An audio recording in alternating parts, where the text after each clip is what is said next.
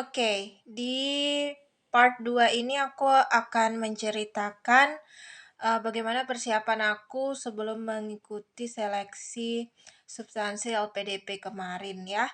Karena sekarang emang lagi masanya ya kan, teman-teman yang lolos di, tahap administrasi maupun, bakat skolastik, kemudian tahap terakhirnya yaitu seleksi substansi LPDP.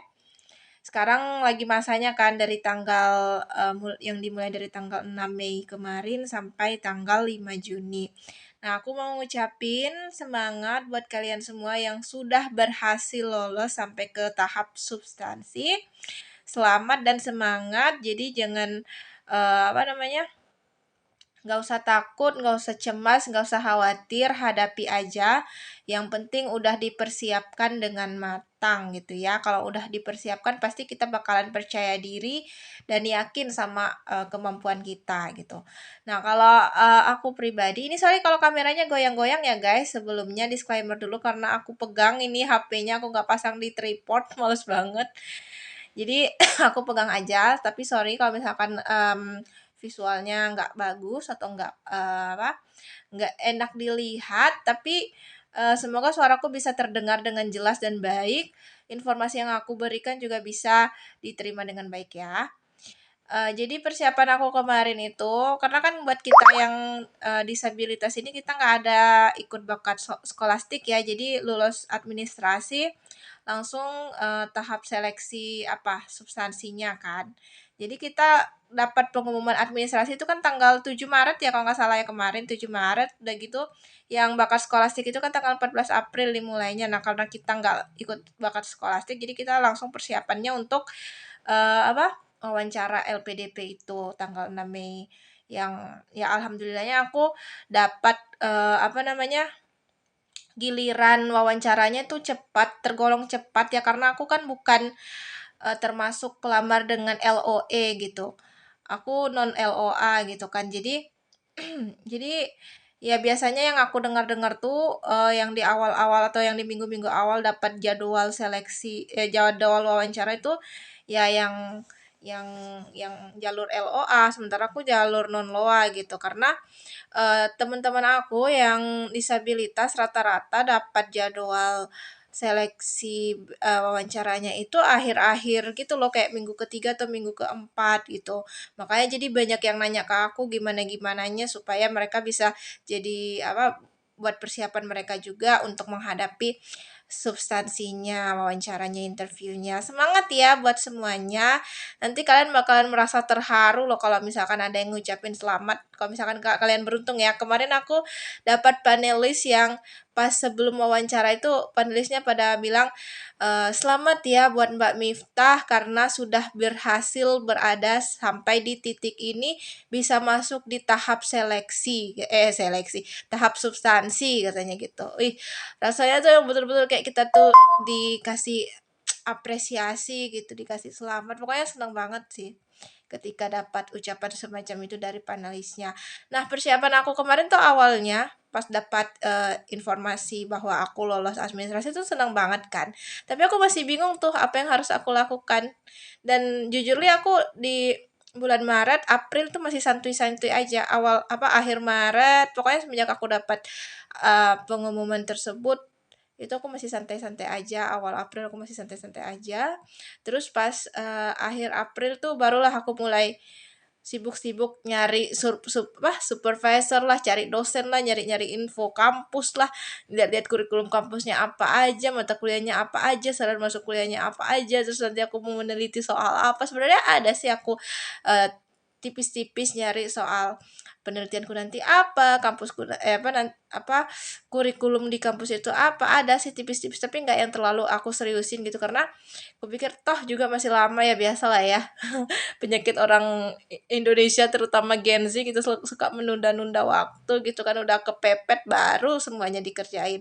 Jadi aku kemarin sempat gitu juga, dan emang sih yang namanya kita mau persiapan wawancara itu nggak bisa singkat, nggak bisa misalkan oh besok aku wawancara terus persiapannya cuma sehari 2 hari, nggak bisa karena yang kita hadapi ini sesuatu yang abstrak gitu, maksudnya belum bisa jadi iya, bisa jadi enggak gitu. Maksudnya bukan sesuatu hal yang sudah pasti akan ditanyakan gitu. Jadi emang betul-betul kita tuh persiapannya matang gitu, karena untuk berjaga-jaga, nanti bakalan ditanya apa enggak. Kalau misalkan kita udah mempersiapkan jawaban untuk pertanyaan yang enggak ditanyakan, is okay, tapi kalau misalkan kita tidak mempersiapkan jawaban untuk pertanyaan yang ditanya, nah itu yang bakalan jadi masalah gitu ya. Kalau aku kemarin alhamdulillahnya meskipun dengan persiapan yang mungkin kalau aku bilang 80% ya, nggak terlalu maksimal-maksimal juga, tapi itu udah semampuku yang aku bisa lakukan gitu kan. Alhamdulillah pas aku wawancara itu semua pertanyaannya bisa aku jawab gitu, dan tidak ada sih yang kayak masalahnya dicecar atau kayak kalau apa, ya kalaupun dicecar tuh bukan lebih ke cecar sih, lebih ke yang kalau aku nganggapnya itu seperti dia tuh ingin memperjelas dari statement yang aku keluarkan, apa yang aku ucapin sebelumnya itu, atau kalimat-kalimat apa, atau apa, eee, jawaban aku sebelumnya itu dia butuh memperjelas, paling itu sih yang kayak dituntut untuk diperjelas kayak gitu sih, nggak yang kayak dicecar, dipotong, terus kita kayak sampai nggak berkutik. Kalau aku rasa kok misalnya sampai kita diam nggak berkutik, mati kutu, nggak tahu mau jawab apa dan masih bingung tuh tandanya kita masih belum menguasai tujuan kita mau ngapain, esai kita isinya apa aja, bahkan mungkin apa, bahkan mungkin mohon maaf aku bilang mungkin persiapan untuk ngelanjutin studinya tuh belum matang gitu. Nah, jadi aku kemarin tuh sempat nyari-nyari, baca-baca jurnal juga yang akan berkaitan dengan penelitian aku nanti selanjutnya, karena aku berencana pengen meneliti soal personal branding untuk disabilitas di media sosial gitu ya. Sebenarnya ini nggak ada kaitannya dengan skripsi aku yang sebelumnya sih, tapi itu bukan suatu hal yang dipermasalahkan gitu. Toh juga boleh juga gitu kalau misalkan kita mau ngambil jurusan yang nggak sama dengan jurusan kita pas S1. Nah, aku kebetulan mau ngambil S2-nya itu sesuai dengan jurusan yang pas S1 gitu, biar ngelanjutin aja sih apa namanya, studinya gitu kan, biar bisa lebih memperdalam lagi ke bidang keilmuannya. Udah gitu persiapannya ya seperti perangkat tuh emang bener-bener harus dalam keadaan prima ya. Kalau misalkan kalian laptopnya sempat rusak atau nggak bagus atau Windowsnya nggak mendukung untuk Zoom terbaru, ya segera segera diupdate ya, segera diperbaiki, diservis atau gimana pun itu supaya bisa mengikuti seleksi substansi menggunakan laptop, karena emang diwajibkan pakai laptop. Nah, kemarin juga ada yang nanya, apakah kamu disuruh putar kamera waktu sebelum wawancara? Nah, ini aku sempat dengar juga nih beberapa teman-teman yang sudah melalui tahap substansi katanya emang disuruh putar kamera untuk melihat putar kamera ya di ruangan sekitar 180 derajat untuk mengetahui di ruangan itu ada orang lain gak sih gitu. Tapi untuk kita yang disabilitas ini emang dibolehkan bawa pendamping. Tapi kalau misalkan pendamping itu tidak terlalu dibutuhkan, lebih baik tidak usah pakai pendamping. Nah, kalau aku kemarin itu nggak disuruh buat putar kamera, karena aku udah bilang, aku di kamar ini sendiri, tidak ada siapapun dan aku tidak membutuhkan pendamping, aku bisa mengikuti wawancara ini secara mandiri, aku bilang gitu.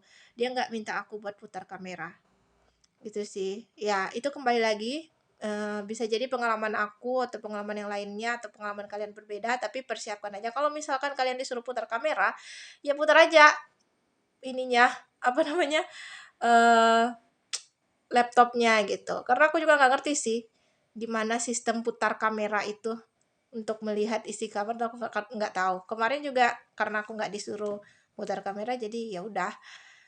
Terus, apalagi ya, oh iya, pastikan juga listriknya, datanya, terus nanti tempat wawancaranya dipastikan juga itu kamar, kalau misalkan di kamar, pastikan kamarnya bersih karena kan nggak enak ya dilihat sama panelisnya kalau dalam keadaan kamarnya kotor atau berantakan. Nah, kalau aku kemarin itu, jadi kan aku keluar jadwalnya itu jam 12 siang atau jam 12 siang waktu Indonesia bagian tengah atau jam 11 siang waktu Indonesia bagian barat itu udah keluar kan, persetujuan lah semacam itu di websitenya LPDP bahwa aku baru bisa mendapatkan link Zoom atau akses untuk masuk ke ruang Zoom, ruang virtualnya kalau aku sudah menyetujui beberapa hal. Jadi sebelum kita menerima tombol untuk tergabung di room virtualnya itu kita ada semacam surat pernyataan persetujuan, nanti di oke-okein aja di situ. Nanti kalau udah di oke-okein, dicentang-centang persetujuannya itu baru dapat tombol, semacam tombol untuk bergabung di ruang virtual. Awalnya aku ngira itu semacam kita tuh dikasih link yang bisa di-copy gitu kan, yang bisa di-copy paste gitu kan, karena aku biasanya kalau ngakses website LPDP itu kan pakai HP ya, nggak pernah pakai laptop. Jadi kemarin pas aku ngakses website LPDP buat ngeliat link Zoom-nya, ternyata ya linknya itu berupa tombol gitu, nggak ada link, jadi nggak ada yang bisa disalin gitu kan, nggak ada yang bisa disaltem. So ya pas aku klik tombol itu kan kesambungnya lewat HP dong ya, nggak bisa kesambung lewat laptop. Jadi aku logout dari HP, aku coba login ulang lewat laptop. Alhamdulillahnya lancar sih ya, dan alhamdulillahnya juga kemarin tuh nggak mati lampu. Syukurnya sih pokoknya lancar-lancar aja sih kemarin kalau urusan perangkat atau sistem-sistem teknis. Secara teknis tuh alhamdulillahnya lancar ya, karena aku sempat was-was juga karena hari sebelumnya aku kan kemarin wawancara hari Kamis. Nah, hari Rabu sama hari Selasa itu di tempatku tuh mati lampu guys, dan bayangin kalian mati lampunya dari jam 9 pagi sampai jam setengah 3. Sementara kalau misalkan hari Kamis itu mati lampu, laptop aku kan gak ada baterainya nih, laptop aku nih bergantung banget sama listrik. Jadi kalau mati listrik so pasti laptopku mati dong. Tapi alhamdulillah pas hari Kamis itu nggak mati lampu sih, syukur alhamdulillah. Itu jadi aku login lewat laptop. Nah, aku bayangin aku login ke ruang virtualnya itu kan belum di-admit ya, kita nunggu aja di ruang virtualnya itu sampai hostnya menerima permintaan kita untuk bergabung. Jadi aku duduk manis di depan laptop dari jam 12, ya nggak di jam 12 banget sih, mungkin udah setengah satu lah ya, jam setengah satu WITA, aku duduk di depan laptop sampai jam 2 siang, karena ya gimana ya, meskipun aku tahu jadwalku jam 2 siang, tapi beberapa pengalaman dari teman-teman sebelumnya ada kemungkinan itu jadwalnya lebih awal dari yang dijadwalkan kan. Jadi aku ya persiapan aja gitu, mana tahu aku di jadwalnya jam 2 siang WITA, tahu-taunya udah mulai jam 1 WITA. Makanya aku dari jam 12 tuh udah bener-bener login gitu kan. Apalagi pas tahu ada ketentuan kalau kita telat 10 menit itu kesempatan buat wawancaranya hilang.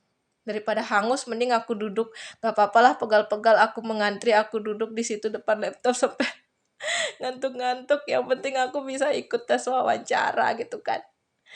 Tapi ya itulah, ternyata aku tuh emang bener-bener jam mulai wawancaranya itu sesuai jadwal, tidak maju 1 jam atau setengah jam atau mundur, pokoknya pas banget jam 13 WIB seperti di jadwalnya itu, aku jam segitu juga wawancaranya. Ya mungkin karena baru memasuki waktu kerja lagi kali ya, mungkin para panelisnya habis istirahat gitu kan, istirahat siang, isoma kali kan. Ya, jadi pas jam 2 itu langsung lah Zoom-nya terkonek. Aku sempat yang sebelumnya tuh kayak, aduh ini Zoom-ku kok nggak terkonek-konek ya. Padahal jadi detik demi detik, menit demi menit, berganti jam tuh aku nunggu ini kapan terkoneknya tuh, jangan sampai aku udah kelewat gitu, udah hampir nangis gara-gara nungguin itu, aku takutnya kelewat, ternyata enggak sih alhamdulillahnya. Oke, gimana tuh? Kalau misalkan masih ada yang belum jelas atau ada yang pengen kalian tanyakan, kalian boleh komen ya.